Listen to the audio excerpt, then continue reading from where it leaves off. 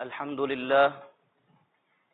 لله نحمده ونستعينه ونستغفره ونؤمن به ونتوكل عليه ونعوذ بالله من شرور أنفسنا ومن سيئات أعمالنا من يهده الله فلا مضل له ومن يضلله فلا هادي له ونشهد أن لا إله إلا الله وحده لا شريك له ونشهد أن سيدنا ومولانا محمدا عبده ورسوله صلى الله عليه وعلى آله وأصحابه وبارك وسلم تسليما كثيرا كثيرا أما بعد عن أنس وعبد الله رضي الله تعالى عنهما قال رسول الله صلى الله عليه وسلم الخلق عيال الله فأحب الخلق إلى الله من أحسن إلى عياله أو كما قال عليه الصلاة والسلام۔ محترم بزرگوں اور دوستوں اور عزیز بھائیوں، اللہ تبارک و تعالی نے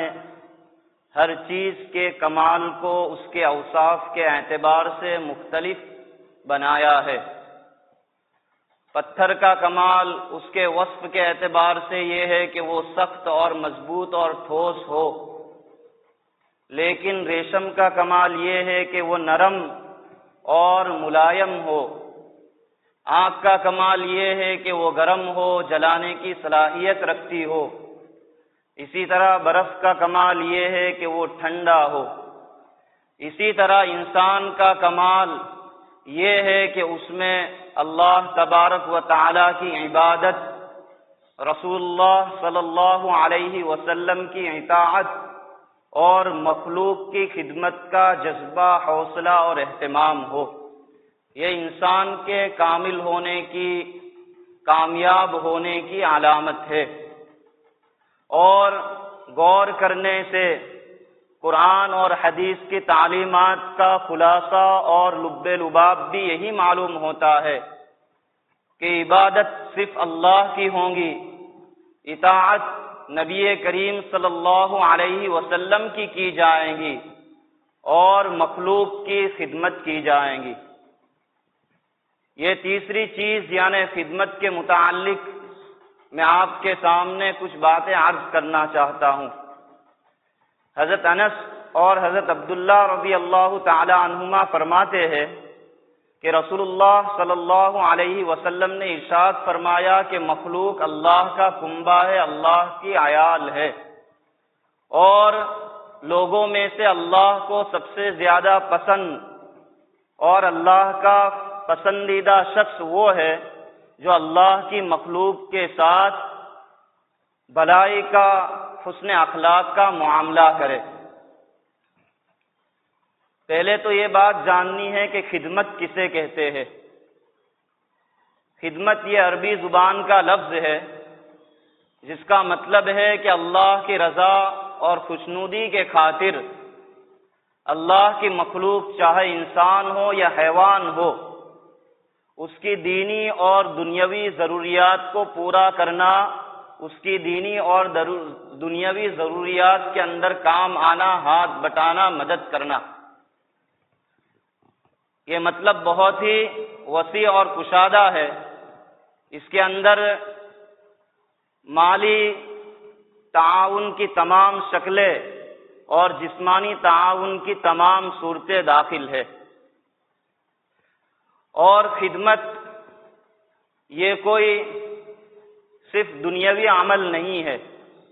بلکہ احادیث کے اندر اس کو جہاد فی سبیل اللہ اور قائم اللیل اور صائم النہار کے ساتھ اس کو تشبیہ دی گئی ہے۔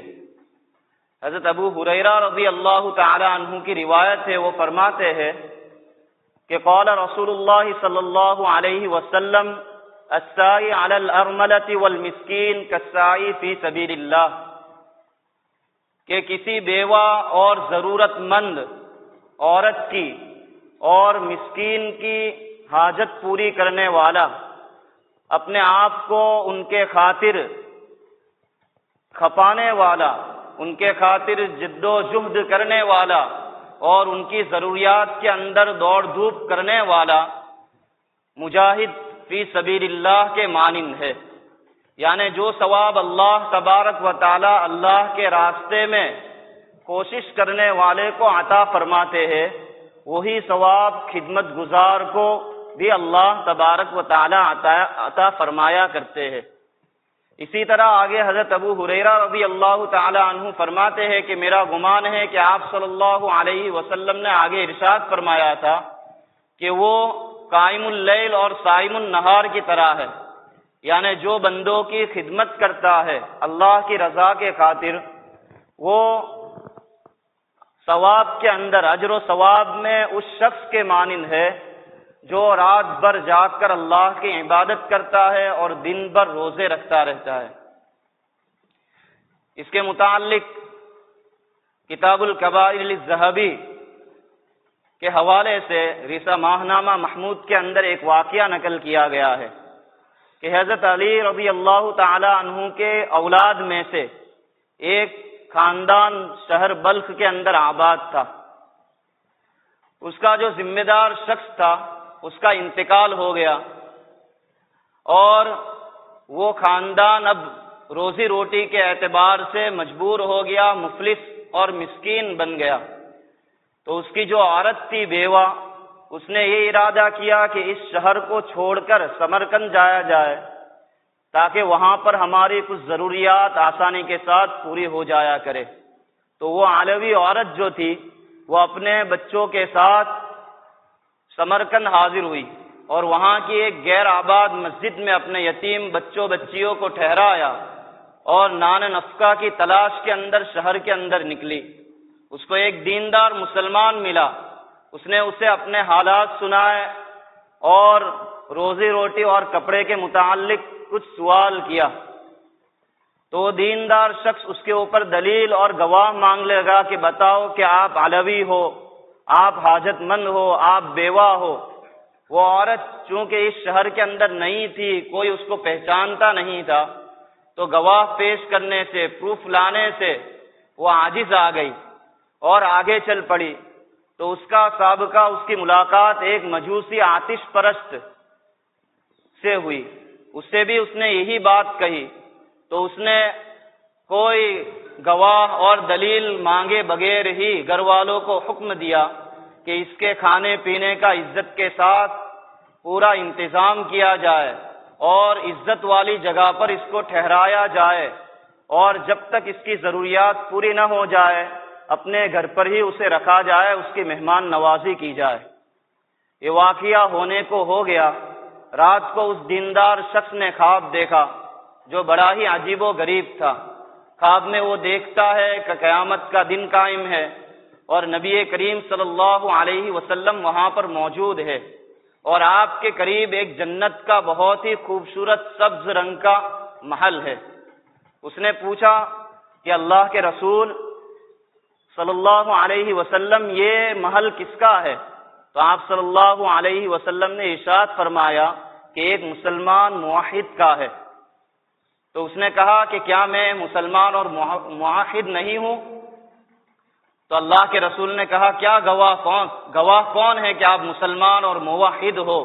اور اسی طرح آپ کے پاس کیا دلیل ہے، کیا پروف ہے کہ آپ مسلمان ہو؟ اس وقت یہ بندہ بہت ہی شرمندہ ہوا اور کسی نے اسے بتلایا کہ جب وہ بیوہ عورت اپنی ضرورت کے خاطر آپ کے پاس آئی تھی تو آپ نے بھی اس کے پاس گواہ اور دلیل مانگی تھی۔ وہ گھبرا کر اٹھ گیا، اس کی آنکھ کھل گئی اور وہ شہر سمرقند کے اندر اس عورت کی تلاش میں نکلا۔ بسیار تلاش کے بعد بھی وہ عورت نہ ملی، مگر یہ معلوم ہوا کہ ایک مجوسی آدمی اس کو اپنے گھر لے گیا ہے اور وہی اس کی کفالت کر رہا ہے، اس کی ضروریات کو پوری کر رہا ہے۔ تو اس مجوسی کے گھر حاضر ہوا اور بہت ہی منت کرنے لگا کہ اس عورت کو اپنے بچوں سمیت میرے مہمانی کے اندر دے دیجئے، مگر مجوسی نے کہا کہ نہیں، اس عورت کے آنے سے ہم نے بہت ہی بڑی بڑی خیر اور برکت گھر میں محسوس کی ہے جو قابل بیان نہیں ہے۔ اسی طرح اس کے ہاتھ پر ہم مسلمان بھی ہو چکے ہیں، اور جو خواب تو نے آج رات دیکھا ہے وہی خواب مجھے بھی دکھلایا گیا اور ساتھ ساتھ میں ہمیں تو جنت کی بشارت بھی دی گئی۔ تو یہ خدمت کے اوپر اجر تھا کہ کوئی اللہ کی مخلوق کی اگر خدمت کرتا ہے تو اللہ تبارک و تعالی اس کی مدد فرماتے ہیں۔ اسی طرح اہل جنت کو جب جنت کا پروانہ مل جائے گا تو اس وقت دوزخی لوگ کو صفوں میں کھڑا کر دیا جائے گا۔ احادیث کے اندر آتا ہے کہ جب جنتی لوگ اس صفوں کے درمیان سے گزریں گے تو جہنمی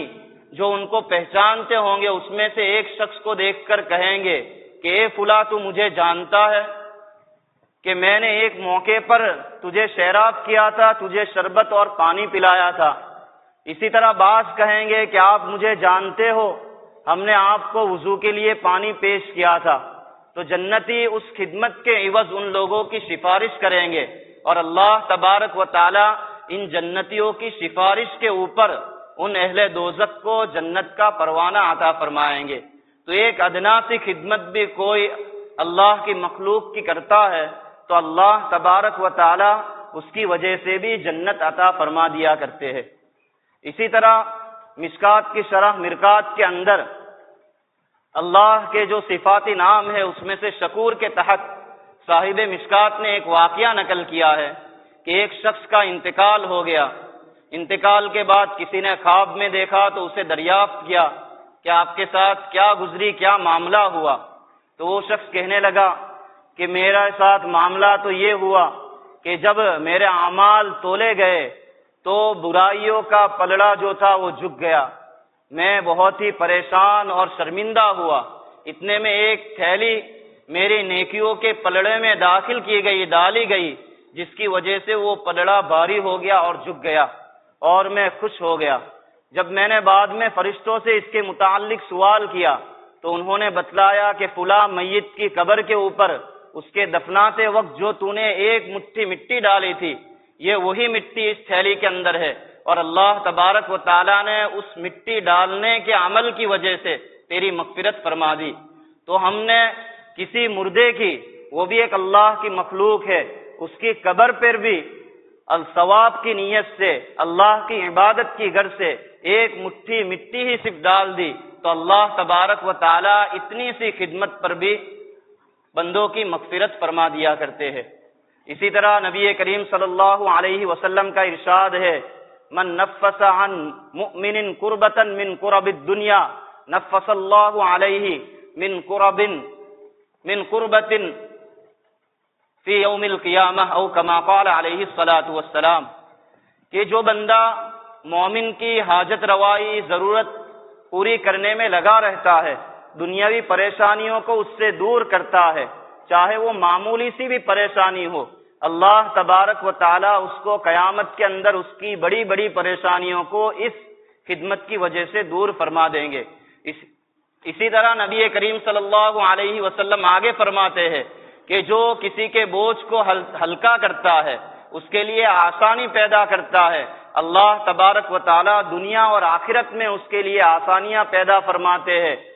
اور اسی طرح جو اپنے مسلمان بھائی کی پردہ پوشی کرتا ہے، اللہ تبارک و تعالیٰ قیامت کے دن اس کے عیوب کے اوپر پردہ ڈال دیں گے، اس کی پردہ پوشی فرمائیں گے۔ آخر میں نبی کریم صلی اللہ علیہ وسلم ارشاد فرماتے ہیں کہ بندہ جب تک اپنے بھائی کی خدمت کے اندر، مدد میں، اعانت میں لگا رہتا ہے، اللہ تبارک و تعالیٰ اس کی مدد کے اندر لگے رہتے ہیں، اس کی ضرورت کی کفالت کیا کرتے ہیں۔ تو اللہ کی طرف سے یہ پروانہ ہے ان لوگوں کے لیے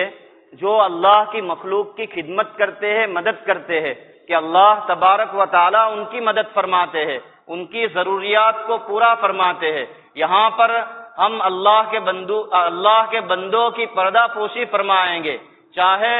کپڑے یعنی ظاہری اعتبار سے ہو، یعنی ان کے کپڑوں کا انتظام کریں گے، یا حکمی اعتبار سے، یعنی ہم ان کے گناہوں عیوب کو چھپائیں گے، لوگوں کے سامنے ظاہر نہیں کریں گے، تو اللہ تبارک و تعالی ہمارے گناہوں کو بھی چھپائے رکھیں گے، ہماری پردہ پوشی فرمائیں گے۔ اسی طرح ہم جب تک اللہ کے بندوں کی خدمت میں لگے رہیں گے، اللہ کے بندوں کی مدد فرماتے رہیں گے، اللہ تبارک و تعالی ہماری مدد فرماتے رہیں گے۔ اور صحابہ کا تو یہ وصف ہی تھا کہ وہ اللہ سے جس طرح ڈرتے تھے، خوف کرتے تھے، اسی طرح اللہ کی مخلوق کے متعلق بھی وہ بڑے دردمند رہا کرتے تھے۔ ہر وقت اللہ کی مخلوق کی کفالت کی، ضروریات کی ان کو فکر رہا کرتی تھی۔ اس کے متعلق بے شمار واقعات تاریخ کی کتابوں کے اندر مذکور ہے۔ اس میں سے حضرات شیخین کا واقعہ بڑا ہی مشہور ہے کہ حضرت ابوبکر صدیق رضی اللہ تعالی عنہ کے خلافت کے زمانے خلافت کے اندر حضرت عمر فاروق رضی اللہ تعالی عنہ کا یہ معاملہ تھا کہ مدینے کی آبادی سے دور ایک نابینا بیوہ بوڑھی عورت رہا کرتی تھی۔ حضرت عمر فاروق رضی اللہ تعالی عنہ روزانہ جا کر اس کے گھر کی ضروریات کو پورا فرماتے، پانی کا انتظام فرماتے، صاف صفائی وغیرہ سے روزانہ حضرت عمر فاروق فارغ ہوتے، پھر ہی فجر کی نماز کے اندر مشغول ہوتے۔ مگر کچھ دنوں سے حضرت عمر فاروق رضی اللہ تعالی عنہ نے یہ محسوس کیا کہ میرے آنے سے پہلے کوئی آتا ہے اور اس بوڑھی اماں کی تمام ضروریات کو پورا کر کے چلے جاتا ہے۔ تو حضرت عمر فاروق رضی اللہ تعالی عنہ نے ارادہ کیا کہ یہ جانا تو جائے کہ وہ شخص کون ہے جو مجھ سے بھی بڑھ کر، مجھ سے بھی جلدی آ کر یہ تمام ضروریات کا انتظام کرتا ہے۔ تو ایک دن تہجد کے فوراً بعد صبح سویرے حاضر ہوئے اور ایک جگہ چھپ کر بیٹھ گئے، تو دیکھا کہ حضرت ابوبکر صدیق رضی اللہ تعالی عنہ اس گھر سے باہر تشریف لا رہے ہیں۔ تو حضرت سمجھ گئے کہ یہ کام کرنے والے امیر المؤمنین خلیفہ رسول حضرت ابوبکر صدیق رضی اللہ تعالی عنہ ہے۔ یہ حال تھا، یہ وصف تھا ہمارے صحابہ کا، جو خلافت کے اہم منصب کے اوپر فائز تھے، جو امت کے اندر سب سے بہترین تھے، پھر بھی وہ اپنی ضروریات، اپنی عبادت اور اپنے کاموں سے فارغ ہو کر مخلوق کی، بیواؤں کی، ضرورت مند کی ضرورتوں کو پورا فرمایا کرتے تھے، ان کی خدمت کیا کرتے تھے، کیونکہ ان کو معلوم تھا آپ صلی اللہ علیہ وسلم نے ارشاد فرمایا ہے خیر الناس من ينفع الناس، کہ لوگوں میں سے بہترین شخص وہ ہے، لوگوں میں سے بہترین لوگ وہ ہے جو لوگوں کو فائدہ پہنچائے۔ لہذا ہم اگر لوگوں کی خدمت کرتے ہیں تو یہ اللہ کی رضامندی کی علامت ہے کہ اللہ ہم سے راضی ہے، مگر شرط یہ ہے کہ اللہ کی رضا کے خاطر ہم کرتے ہو، کیونکہ قرآن اور حدیث کی تعلیمات ہی یہ ہے کہ عبادت اللہ کی جائیں گی، اطاعت رسول اللہ کی جائیں گی، اور خدمت مخلوق کی جائیں گی۔ مخلوق کے اندر جس طرح انسان داخل ہے، اسی طرح حیوان، جانور بھی داخل ہے۔ بنی اسرائیل کی ایک عورت کا واقعہ بڑا مشہور ہے کہ ایک زانیہ عورت تھی، وہ ایک مرتبہ راستے سے گزر رہی تھی، اس نے کنویں کے قریب ایک کتے کو دیکھا کہ وہ پیاس کی وجہ سے بلبلا رہا ہے، کنویں کے پاس گیلی مٹی کو، پانی کی تلچھٹ کو چاٹ رہا ہے۔ اس عورت نے اپنا پاپوش موزہ اتارا اور اس کے ذریعے کنویں سے پانی نکالا اور اس کتے کی پیاس بجھائی۔ اللہ تبارک و تعالیٰ کو اس ایک ادنا سی مخلوق کی خدمت، اس کی ضرورت کو پورا کرنا، اس کی پیاس بجھانا اللہ کو اتنا پسند آیا کہ اللہ تبارک و تعالیٰ نے اس خدمت کی وجہ سے اس کی مغفرت فرما دی۔ اسی طرح ایک عورت کا واقعہ ہے کہ ایک عورت تھی، بڑی عبادت گزار تھی، اس نے ایک بلی پالی تھی یا ایک بلی اس کے یہاں آ گئی تھی، اس نے اس کو بند کر کے رکھا تھا، نہ کھانے کے لیے چھوڑتی تھی، نہ اس کو کھانا پانی دیا کرتی تھی، جس کی وجہ سے وہ بلی تڑپ تڑپ کر مر گئی۔ اللہ تبارک و تعالیٰ نے اس عبادت گزار عورت کی عبادت سے صرف نظر اس جرم کی وجہ سے اللہ تبارک و تعالیٰ نے اس کی پکڑ فرمائی۔ تو اللہ کی ادنا سی مخلوق کی بھی ہم خدمت کریں گے تو اللہ تبارک و تعالیٰ ہم سے راضی ہوں گے، ہمارے لیے جنت کے فیصلے فرمائیں گے۔ اور علماء فرماتے ہیں، اکابر امت کا یہ قول ہے کہ اللہ کی رضا اور خوشنودی حاصل کرنے کا سب سے آسان طریقہ اللہ کی مخلوق کے ساتھ خیر خواہی کا معاملہ کرنا ہے، ان کے کام آنا ہے۔ یہ ایسا ذریعہ اور راستہ اور وسیلہ ہے کہ جس کے ذریعے اللہ کی محبت، اللہ کی رضا، اللہ کی خوشنودی اور جنت بہت ہی آسانی سے حاصل ہو جایا کرتی ہے۔ اگر ہم کسی کی ضرورت پوری کرتے ہیں تو اللہ تبارک و تعالی ہم سے بہت ہی زیادہ راضی ہوا کرتے ہیں۔ جو حدیث میں نے آپ کے سامنے پیش فرمائی کہ کہ آپ صلی اللہ علیہ وسلم نے ارشاد فرمایا الخلق عیال اللہ، کہ مخلوق اللہ کا کنبہ ہے، اللہ کا قبیلہ ہے، اللہ کا اہل و عیال ہے۔ تو محدثین نے اس کے دو مطلب بیان فرمائے ہیں۔ پہلا مطلب تو یہ ہے کہ جس طرح گھر کا ذمہ دار ہوتا ہے اس کے اوپر اس کے اہل و عیال کی، رزق کی،